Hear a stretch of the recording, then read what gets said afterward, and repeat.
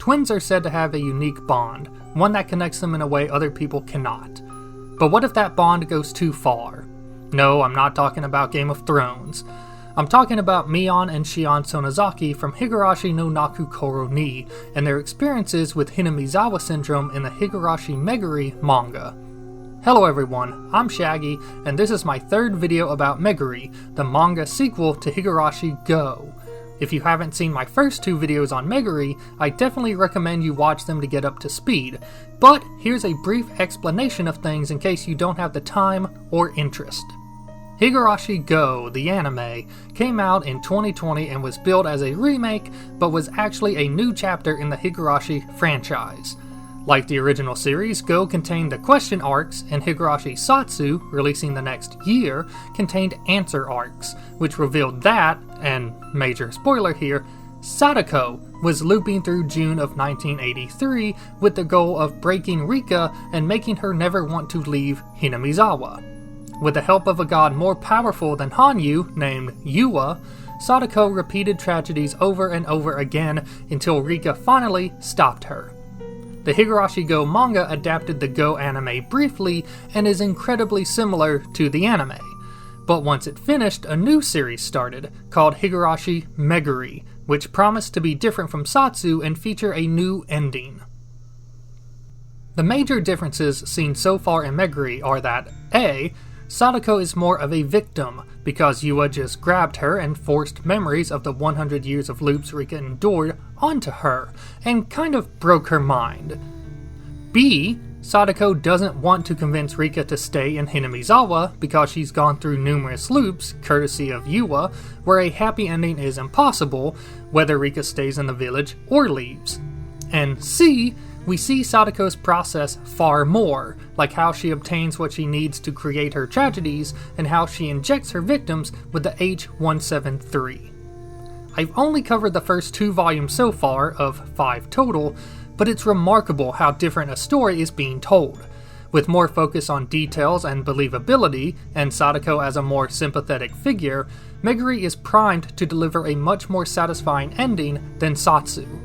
And if you like the ending to Sotsu, that's fine. I'm not going to judge people's taste. I just think Meguri is doing things a different way. All that out of the way, let's start looking at Volume 3 of Higurashi Meguri, or at least the first part of it, because I am going to base my videos on the arcs instead of the volumes like my first 2 videos.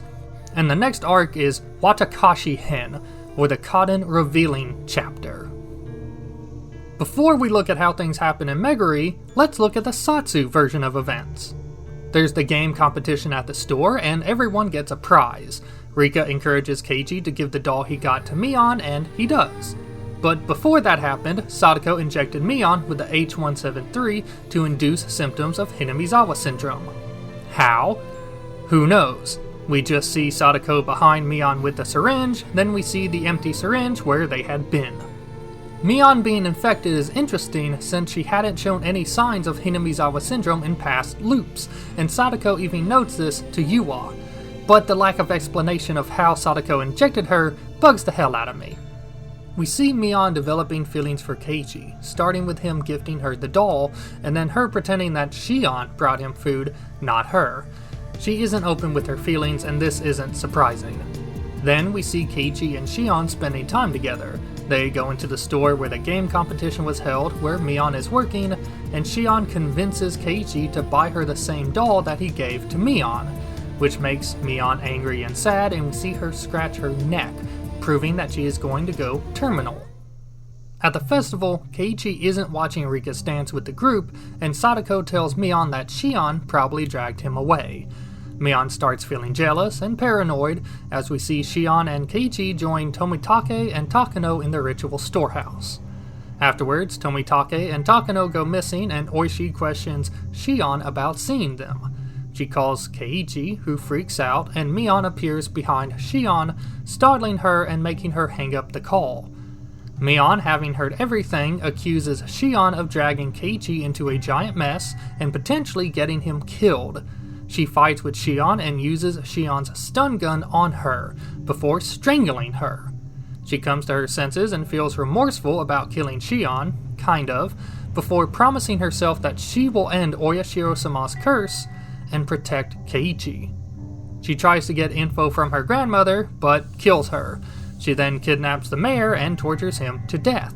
Finally, she overhears Rika admonishing Keiichi and saying that this world is done for, and concludes that Rika, the head of the last great family, the Furude, is the one controlling Oyashiro-sama's curse.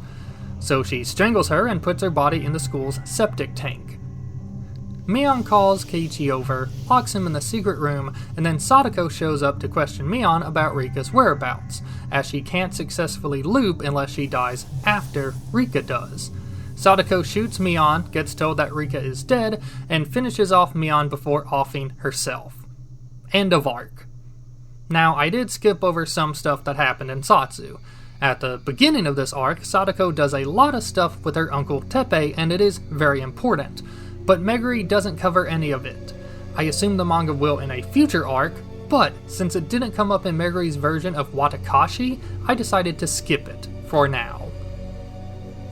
What Meguri did do in this arc is both very similar to what Sotsu did, and at the same time incredibly different. Let's start with Sadako and Yua in the world of fragments.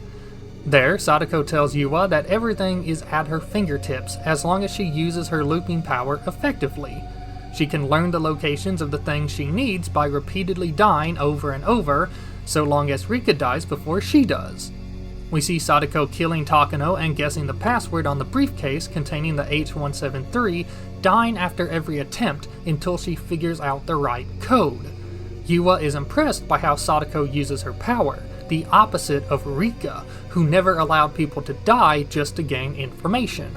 Sadako figures out where and how to get everything she needs to always win, including the Onigari no Ryuo, by using the loops, no matter how much she is hurt. Then the story continues as usual, with Keiichi giving the doll to Mion per Rika's suggestion, Mion doing Shion's shift at Angel Mord and being embarrassed by Keiichi, Shion teasing Mion while they're prepping for the festival, etc. But now we get a scene of Mion and Shion spending the night together, having a strategy meeting about Mion's crush on Keiichi. Shion tells her to slowly reveal her feminine side to Keiichi to win him over, and actively supports Mion in her affections for him. We see Rika on her own, saying that things have gone well in this loop, and that there should be no tragedy. It's even the first time in a loop that Sadako has gone to see Shion, which Rika sees as a positive. But we know differently. Sadako visits the twins, not expecting them both to be there, but it's no problem. She puts sleeping pills in their drinks, and then injects one of them, she can't tell the difference, with the H173. She is fine with either one becoming the demon, but will that be okay? Quick note, Sadako finds the twins holding hands while sleeping, showing just how close these girls can be. Despite all the trouble that's existed between them in previous loops, in the end, they do really care for one another. Sadako throws the loop killer sword into the lake and is confident that she has the upper hand over Rika. She plans to enjoy the festival and its activities. The mayhem will start after, and she doesn't care, as she just wants to enjoy the fun times with everyone, an eternal summer of June 1983. The next morning, Shion and Mion talk on the phone about how they each have leaned on each other for help and how much they like each other. Again, they clearly love one another and want to stay close, being a happy family, despite the complicated situations of the past and present. At the festival, we see Shion dragging Keiichi off to the Furude Shrine Ritual storehouse from Mion's perspective, then a meeting with the village council, where they say that Keiichi, Shion, Tomitake, and Takano were seen around the storehouse, greatly angering the council, who even say that Oyashiro-sama's curse should strike them this year for defiling that sacred place. When Mion meets up with Keiichi later and asks him if he went in the storehouse, he lies and says he didn't. Mion doesn't believe him, but isn't angry. She just wants him to tell the truth so she can protect him. Mion then asks Shion if she saw Keiichi, and Shion also lies. After hearing that Takano and Tomitake have gone missing, Mion wants to confirm whether or not Keiichi went into the storehouse. so she calls his house and pretends to be Shion. When asked, he doesn't deny entering the storehouse, so Mion knows he lied to her about it. But she steadfastly thinks of how to help both him and Shion. She knows that she can't trust the villagers who want blood for the transgression, so she vows to protect Keiichi and Shion. Shion, meanwhile, was outside the room and overheard Mion's entire conversation. She starts wondering who she is, if Shion is the one on the phone with Keiichi. Clearly, she was the one injected with the H173 and is losing her grip on reality. She combines her knowledge of Mion's life with her belief that Shion is the other one and starts convincing herself that she is actually Mion. The replacement act they've been able to do with one pretending to be the other is coming back to haunt them, since Shion was injected and is losing her mind. After the phone call, where Shion interjected and added the details only she could have known, Mion is trying to explain to her that she can protect Shion and Keiichi. But Shion is getting flashes of the past, and of past loops where she killed Sadako and Mion. Those images mingle with her self-loathing, no doubt the result of the messed up Sonozaki family situation, and she believes that it would be better if Shion didn't exist. Shion's vision fades to black, and then we see Mion lying on the floor, lots of blood coming from her head. Evidently, Shion pushed her, and she fell backwards and hit her head on the corner of a table. She's dead, and Shion thinks that she's looking at her own corpse, since the pair are identical. Shion decides to carry the corpse to the secret underground well, which she was just told about by Shion. And on the way she reminisces about her relationship with her sister, but it seems like she thinks that she is Mion. Shion loved her sister, and hopes that they can be twins again in the next life. Even infected, she didn't really want to hurt Mion. She's losing control of herself, her actions, and her thoughts. Shion changes Mion's clothes, putting her own clothes on Mion, so when the body is found later, it's presumed to be Shion's. Then Mion promises to put an end to Oyashiro-sama's curse, believed to be caused by the heads of the village to punish those that go against the village, and kills Mayor Kimiyoshi and her grandmother, the head of the Sonozaki family. She will protect Keiichi, who she, Mion, loves. She then kills Rika, who has accomplished nothing in this loop, and dumps her body in the school's latrine, which causes Sadako to stress out because she doesn't know if Rika is dead or hiding somewhere. Based on similarities to past loops, Sadako believes that Mion is the one killing people. She has screwed up twice in this loop, first by not knowing who she was injecting with the H173 and leaving a lot up to chance, and now by thinking that Mion is the killer and expecting things to go as they have in past loops. This shows that Sadako isn't as infallible as she thinks she is. Wanting to search the secret Sonozaki underground area, Sadako calls Mion and Keiichi to help look for Rika. While they are at Sadako and Rika's house, she's at the Sonozaki estate, but she can't confirm that Rika's dead. So, if Rika is still alive and Sadako dies, then Sadako loses. After locking Keiichi in the secret room, Mion tries to tell him that she loves him, but images of Satoshi arise in her mind, prompting momentary confusion, as she remembers her experiences with Keiichi as Shion and Mion, as well as her memories of talking about Keiichi with her sister. But the madness takes over, and Mion tells Keiichi that she loves him, in a double page that is incredibly disturbing, showing how affected Shion's brain is by Hinamizawa syndrome. As Sadako tries to leave, Shion is alerted to her presence and confronts her. She pulls a gun on Sadako, but Sadako pulls one too and shoots first. Shion is surprised and can tell that Sadako isn't the Sadako she knows. Convinced she has to kill this stranger, she wrestles for the gun and gets it. But when she points it at Sadako, Shion remembers Satoshi asking her to look after Sadako, and she pauses. She says, "Give her back. Give me back Sadako," and says that she promised to protect Sadako until Satoshi comes back home. This reveals to Sadako that this is Shion and not Mion, but she responds by saying that Satoshi isn't coming back. Going through the terrible loops Yua gave her, Sadako has given up hope of a future where Satoshi is healed and everyone is happy. She only wants to enjoy the good times when she can and doesn't care how things end as long as she can keep looping.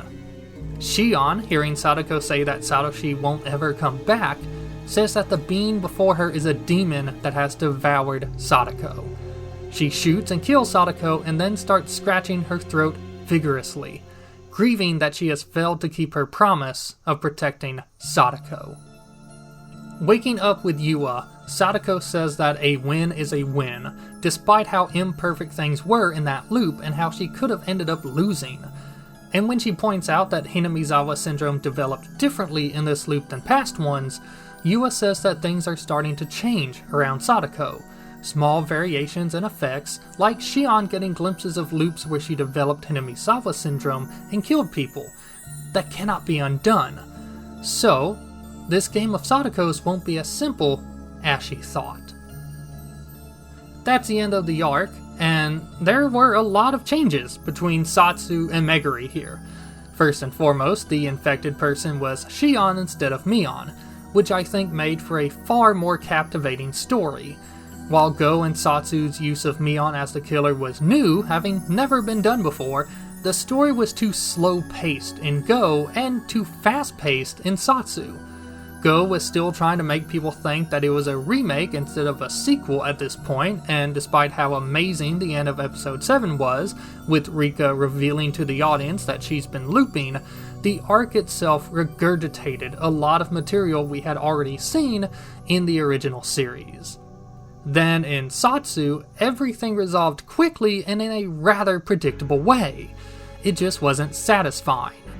Granted, this arc in Sotsu devoted time to Sadako and Teppei, and I didn't cover that, but it didn't affect the story of Mion, Shion, and Keiichi, which was the meat of this arc. Seeing the twins and Meguri have a good relationship and how much they care for one another made the tragedy of one of them dying at the hand of the other much harder. Shion doing it accidentally, not even remembering that she'd done it, helped as well. Especially since in Sotsu, Mion may have accidentally killed Shion, but it was after tasing her and putting her hands around Shion's neck.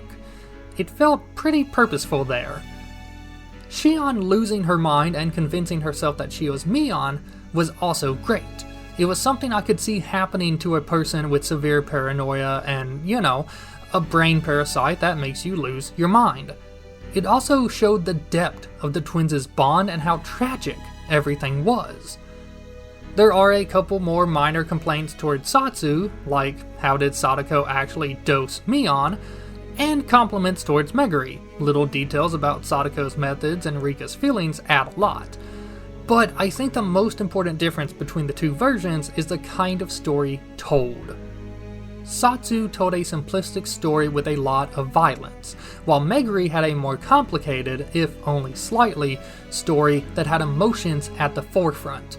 It feels like Sotsu's stark violence was meant to thrill the audience, like in a slasher movie, while Meguri wanted to make the audience uncomfortable because we couldn't do anything to help. Now, if you enjoy one type of story over the other, that's fine. Everyone has their own taste, and entertainment is subjective. But Meguri's style is more in line with the original series, in my opinion, which had the characters and the mysteries at the front. And I enjoyed myself when I was reading Meguri a lot more than when I was watching Sotsu. Well, there are 3 arcs left in Meguri. We're halfway there. How will everything end? I'm honestly not going to try to guess, because, well, the chapters are out there and translated already. If I or you want to know, we can read them and see. But I'll have to ask for no spoilers in the comments. I don't want anybody spoiled for stuff that happens past this part of Meguri, especially me, because I am reading each arc and then making a video about what I read. So I haven't read past the Watakashi arc. But please, talk about everything else, up to and including this arc, in the comments. And hell, honestly, as long as you can keep them kind of covered or give ample warning, you can mention some stuff from future arcs. Just try to not ruin anything for anyone. That's it for now. Thanks for watching, and stay tuned for more Higurashi videos, both about Meguri and other things. And if anybody out there wants to watch me play through the visual novels, I'll even give that a go. Just let me know. I have never played them after all. Or the Umineko series for that matter. Man, I kinda suck. Anyways, keep a smile on your face and a laugh in your heart. Just like Takano. Goodbye!